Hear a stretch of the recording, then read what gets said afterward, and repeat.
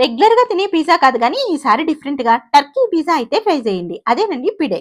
చాలా రేర్ గా దొరుకుతుంది కాబట్టి అస్సలు మిస్ అవ్వకండి. సో ఇది టేస్ట్ చేద్దామని ప్రెసెంట్ నేను ఇప్పుడు 866 ది స్నాకరీ అనే ఫుడ్ ట్రక్ దగ్గరికి అయితే వచ్చేసా. ఇక్కడ డిఫరెంట్ వెరైటీస్ ఆఫ్ స్నాక్స్ అయితే ఉన్నాయి. పెరి పెరి చికెన్ పీడా అయితే చెప్పాను. దీని ప్రిపరేషన్ కోసం పిజ్జా పైన వెజిటేబుల్స్ అండ్ చికెన్ పీసెస్ వేసి సాస్ అండ్ మయోనైస్ వేసి ఇంకా గట్టిగా చీజ్ వేసి ఓవెన్ లో హీట్ చేసి ఇచ్చారు. 10 మినిట్స్ లోనే ఈ పిడే ప్రిపరేషన్ అయితే అయిపోయింది.